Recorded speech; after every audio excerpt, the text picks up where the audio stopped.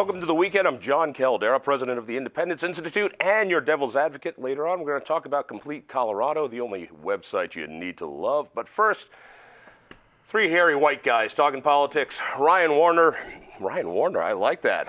Ryan Winger from Magellan Strategists. Thanks for being here. Yep. And the man and the myth and the legend himself, Roger Hudson. Nice to meet you. Thank you very much. All right, so we're going to do something that we wanted to do, which was to have Republican strategists take a look at the Democratic races going on in Colorado. And then, don't worry, a couple of weeks we'll do the same, and we'll get some Democrats on to trash Republicans because it's so easy. How do you handicap the governor's race from the Democratic side? I still consider Jared Polis to be the front runner. I'm not putting too much stock into the caucus preference poll from last week that showed Kerry Kennedy getting 50% of the vote among 5 candidates. That's pretty impressive. But I do think those 2,300 people is a relatively small sliver of the Democratic base. And I think when you widen the scope, I think Jared's money and his name ID and recognition give him an advantage. I kind of think most of those people were Democrats for Kerry Kennedy because she got the union nomination from the CEA, the teachers union. Teachers are good soldiers. They went out and went to the caucuses. Sure.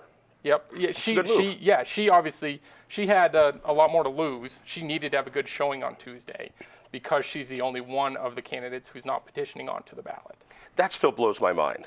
And good for her. She's going to save money. The other 4 are going to spend a fortune doing that. So during the caucuses, did they just keep replaying her FaceTime live when she announced? Is that what won it over for her? Sure, it must be. It was just a great performance on her part. I was waiting for like a Saturday Night Live take on that, where she's talking and she's hitting dogs and old ladies and all the rest. But you still have Jared there. I do, just because of the resources he has at his disposal and just his stature within the party. Yeah. His stature. Wow. Yeah. His stature. Wow. That's all I'll say about that. You're on Jared's Christmas card list now. Stature, he loved that. Everybody's on his Christmas card list. Does anybody not get a Christmas card from? I think I did. I think I actually got a Hanukkah and a Christmas card from Jared. Which is funny because you're an atheist. Don't start with me, John. You're going to get me in trouble. I'm not doing that. My mother watches this show. Stop it. All right. So, Not Jared. Not Jared. Why not Jared? Well, first of all, let's take a moment to just bless the gods that have given us 5 Democrats that will chew on each other for the next 5 months. It's better than NBC television. Maybe even better than Netflix, if I dare say that. But that they will be able to split the Hillary fans and the Bernie Sanders fans and chew each other up to see who can go the farthest left. That's going to be more fun than anything we can imagine. But I'm not as quick to put Jared Polis out for no other reason than Jared, I don't believe, thinks he's the front runner. If you watch him when he came out of the box, it was all this very Boulder-esque, big, wide, all renewable energy by 2040, fracking setbacks, we're going to get rid of fracking, all of that stuff. He made really broad statements that he's now backing away from. You and I were on a Twitter feed with him when Complete Colorado did the 2040 just cost analysis of how much it's going to cost Colorado. What did he do? $44 billion. Billion dollars with a big B. To be 100% renewable. Yeah. $44 billion. Billion dollars, right. With no way to pay for it other than, we'll figure it out. We'll figure it out. It's not going to cost us anything. Not at all. It's the right thing to do because Jared says so, because he has stature. And so immediately on Twitter, what did he do? He was like this. He was like, I didn't say that. That's not what I meant, whatever. And he's doing that on every single one of these issues. I think he's recognized that he can't play in this field if he doesn't find a more reasonable balance. And I think he's telling us already that he's shifting his campaign strategy because he feels that there's something just not right with his comparison to the other folks. But any primary race is run to the extreme. All right. I know we've got open primaries. Let me ask you first. Open primaries, do they make any difference here? No.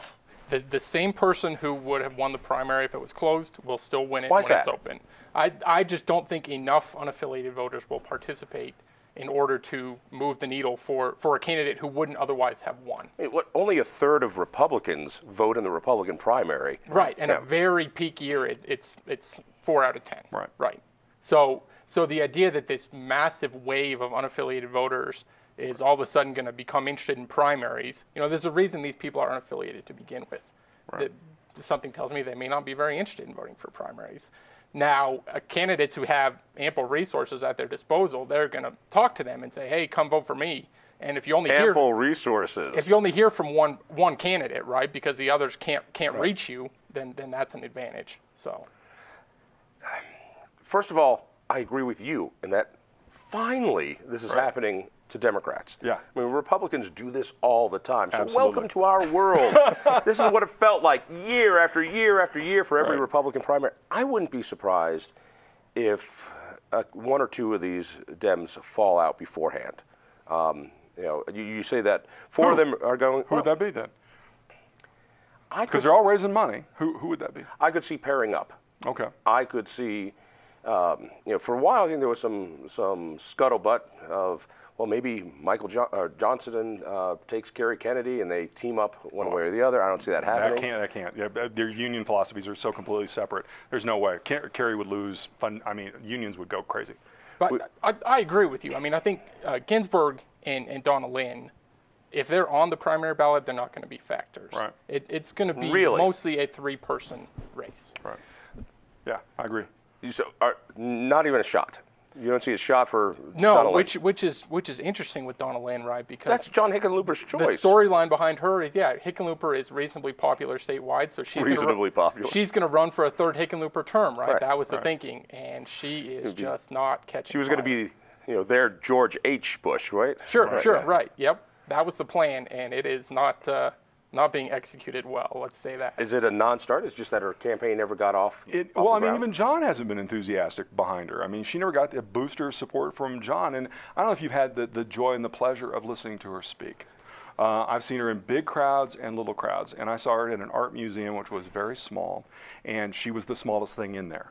Literally, you wanted to go prop her up or give her an insurer and pat her on the back and go, "It'll be okay. You'll make it through." No message, very quiet, very frail looking lady. I mean, she looks like she needs help in and out. So the idea that you would vote for her as a strong candidate for the Democratic Party, even for the Democrats, I don't see that happening. Not everybody can be as large as you. Well, Not only in or stature. Jared. Or Jared, I have apparently. ample resources. What can I say? Ample resources. What about Ginsburg? Why is he a non-factor? Nobody knows He's come who on the he is. program. He's a fascinating guy. Could you spot him in a group of 10 Democrats? I don't think I could spot him in a crowd. It would be difficult. That's because Democrats all look the same to you. You political racist. I like that too. I want to put that on a T-shirt. All right, so and I tend to agree.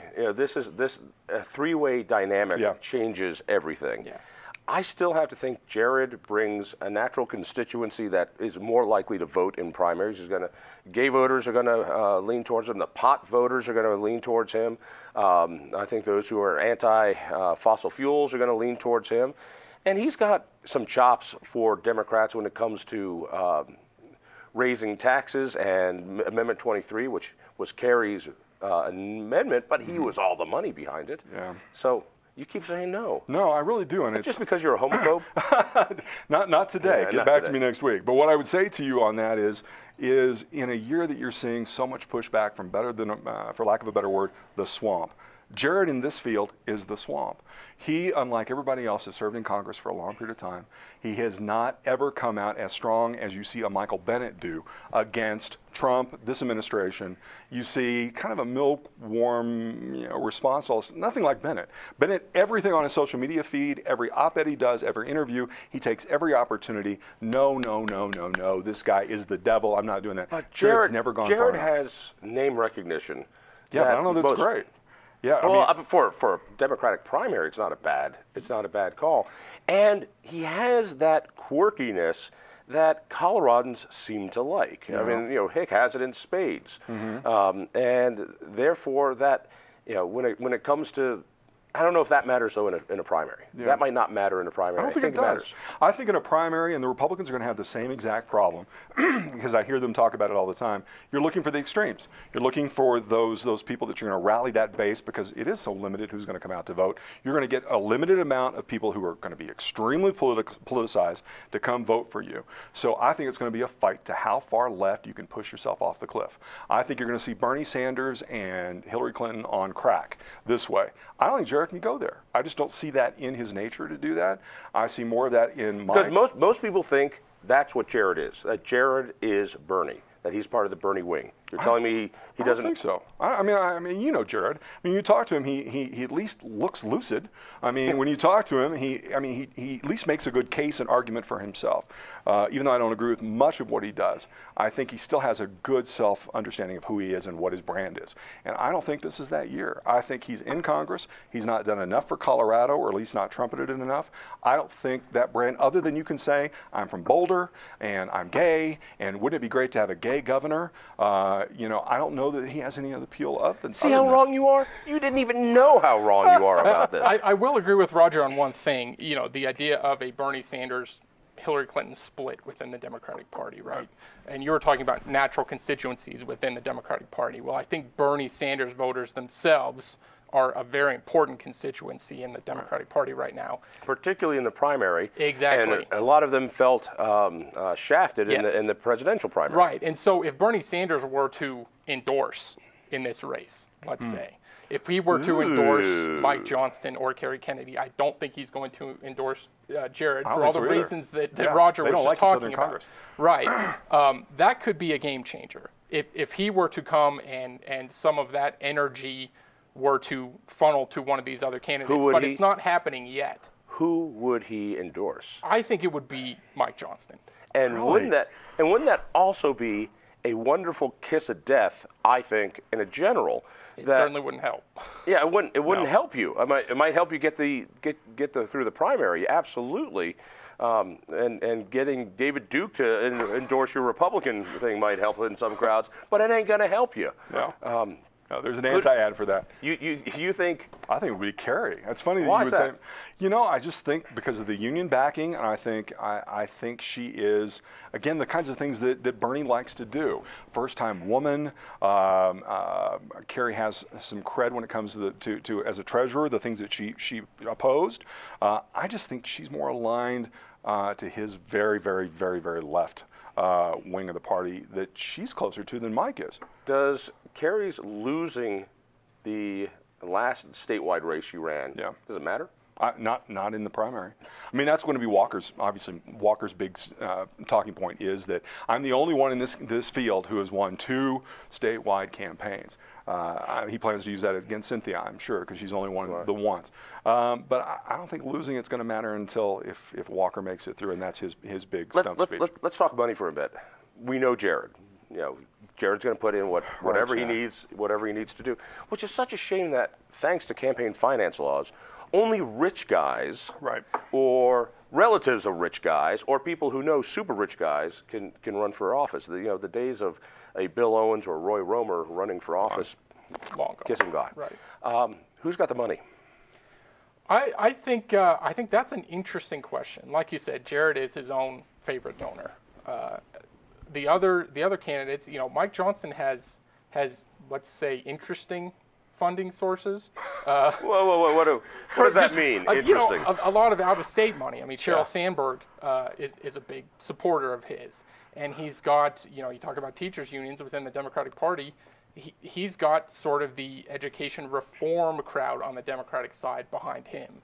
A ton of out-of-state money. Correct. Yes. But so is Kerry. And Kerry does as well. Kerry does too. All of her big checks are all out of state. Yep. Who's in the lead fundraising-wise? I think it's Mike, isn't it? It's Mike. Yeah. And from the beginning, like his first quarter was he knocked it out of the park. Yeah. And there hasn't been a real steep decline since then. Right. So he's doing well in that area. I just think, talking about the caucuses last week where he had 9%. I mean, we talked about Kerry Kennedy getting 50. We haven't mentioned what everyone else got. He got 9%. What did the others do? Polis was at 33%. Johnson was at 9%. And then the other two who we've determined might not last were beneath him. Right. I just don't think he put much effort into the caucuses. And I think he is going to have the money, not necessarily to go toe-to-toe with Jared, but he'll have enough.